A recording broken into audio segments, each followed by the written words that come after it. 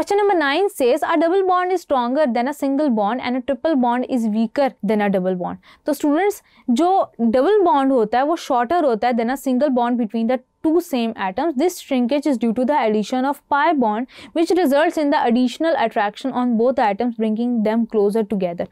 A triple bond के अंदर 2 pi bond होते हैं. ये तो हो गई डबल बॉन्ड की बात कि डबल बॉन्ड ज़्यादा स्ट्रॉन्ग होता है as compare to that of single bond, जिसकी वजह से दोनों एक दूसरे के काफ़ी करीब आ जाते हैं, बॉन्ड लेंथ कम हो जाती है. जबकि जब हम ट्रिपल बॉन्ड के बारे में डिस्कस करते हैं तो जो ट्रिपल बॉन्ड होता है उसके अंदर 2 पाई बॉन्ड और 1 सिग्मा बॉन्ड होते हैं. ये डबल बॉन्ड से कम रिएक्टिव होते हैं टुवर्ड्स इलेक्ट्रोफिलिक रिएजेंट्स, जिनको हम प्रैक्टिकली फर्दर स्टडी करेंगे हायर ग्रेड्स के अंदर.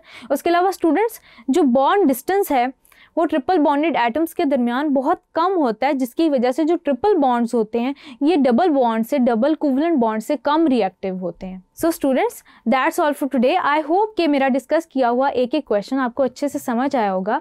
This is your on screen chemistry instructor Rimsha Sair signing off from tutoria.pk. Inshallah we'll see you in the next video with next chapter. Till then, take care. Allah Hafiz.